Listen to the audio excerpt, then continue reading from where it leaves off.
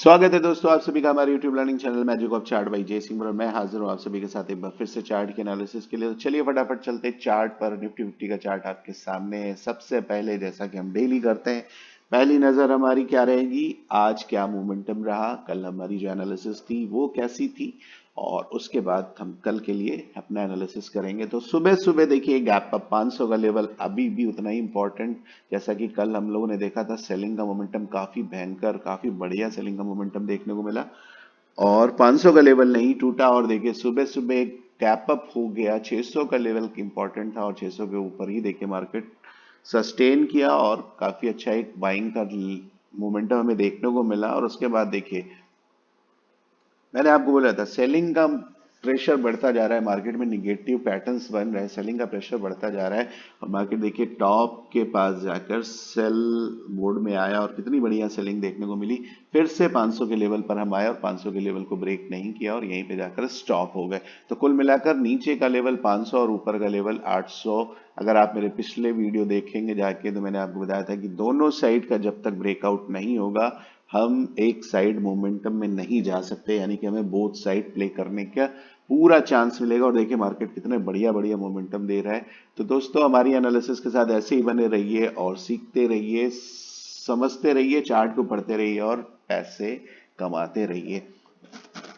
तो चलिए पहले पैटर्न को समझते हैं। 1 आवर चार्ट पर मैं आपको लेकर चलता हूं कल क्या हो सकता है मार्केट में। सबसे पहले एक पैटर्न देखिए, अभी तक मैंने आपको बताया कि हम एक रेक्टेंगल पैटर्न में चल रहे हैं, एक एम पैटर्न बन रहा है। अब देखिए एम पैटर्न कंप्लीट हो गया, मार्केट अब नए पैटर्न को फॉर्म कर रहा है। ओवरऑल देखिए बड़ा चार्ट पैटर्न क्या बन रहा है, एक रेक्टेंगल, एक डिसेंडिंग ट्रायंगल पैटर्न बन रहा है। डिसेंडिंग ट्रायंगल में क्या होता है, टॉप जो होता है धीरे धीरे नीचे चलाता जाता है और जो बॉटम होता है वो नहीं मूव करता है, यानी कि बॉटम स्टेबल, टॉप धीरे धीरे धीरे धीरे नीचे जा रहा है। तो ये एक डिसेंडिंग ट्रायंगल पैटर्न है। अब जब तक हम इस पैटर्न के अंदर हैं, देखिए जब सबसे पहले तो इस पूरे रेंज में जब तक हम हैं, इस चीज को बहुत ध्यान रखिएगा, जब तक 800 का ब्रेकआउट अप साइड में या 500 का ब्रेकडाउन नीचे साइड में नहीं होता है तब तक हम टॉप से सेल और बॉटम से बाय के पैटर्न में रहेंगे। क्योंकि अभी ओवरऑल जो है हम इस पूरे रेक्टेंगल पैटर्न में, यानी कि कंसोलिडेशन जोन में है। क्योंकि रेंज काफी बड़ी है इसलिए वो छोटी वाली रेंज का कंसोलिडेशन समझ में नहीं आ रहा होगा, लेकिन रेंज हम है अभी कंसोलिडेशन में। तो जब तक इस एरिया में है हम दोनों साइड प्ले करेंगे, एक साइड नहीं प्ले करेंगे, यानी कि टॉप से सेल बॉटम से बाय। अब चूंकि हम रेक्टेंगल के अंदर आ गए हैं तो अब जब तक हमें रेक्टेंगल का ब्रेकआउट नहीं मिलता हम इस ट्रेंड लाइन को पकड़ के चलेंगे। ये ट्रेंड लाइन के पास हम जब भी जाएंगे यहां से, जैसा कि आज आपने मार्केट को देखा, यहाँ पे देखिए आज बाइंग का मूवमेंट आया, इस ट्रेंड लाइन के पास मार्केट गया, कंसोलिडेट करता रहा और यहाँ से देखिए कितना जबरदस्त सेलिंग का मोमेंटम आया। अब इन केस कल भी एक बाइंग का गैप अप होता है, हम ऊपर जाते हैं और यहाँ पे कंसोलिडेट करते हैं, कोई निगेटिव पैटर्न बनता है। अब निगेटिव पैटर्न बनता है 680 का लेवल काटता है, इस चीज को ध्यान में रखिएगा। अगर 680 के ऊपर हम निकलते हैं, यहाँ पे कंसोलिडेशन देखते हैं और निगेटिव पैटर्न 680 के लेवल को काटता है तो फिर हम फिर से सेलिंग मोड में आ जाएंगे। 680 काफी इंपॉर्टेंट, 680 के ऊपर हम निगेटिव नहीं रह सकते। सारी चीजों को बहुत ध्यान से समझिएगा। मान लीजिए आज भी कल के मार्केट में एक मूवमेंट आता है, यहाँ पे कंसोलिडेट करता है और इस ट्रेंड लाइन के साथ चलता है, ब्रेक होता है 680 का लेवल, तो आप इस ट्रेंड लाइन का स्टॉप लॉस लगाकर बढ़िया से पुट साइड में आपकी एंट्री बढ़िया बनेगी और टारगेट आपके क्या होंगे, 600 और नीचे 500 का लेवल। ये टारगेट आपको देखने को मिलेंगे बहुत बढ़िया। ठीक है दोस्तों, उम्मीद करता हूँ सारी चीजें समझ में आ गई होंगी। और 500 के पास अगर आपको बाइंग साइड में मार्केट फ्लैट मिलता है, अगर गैप डाउन या गैप अप नहीं होता, फ्लैट मिलता है, तो 500 का लेवल का स्टॉप लॉस लगा के अगर कोई पॉजिटिव पैटर्न बनता है तो आप प्ले करोगे बाइंग साइड में।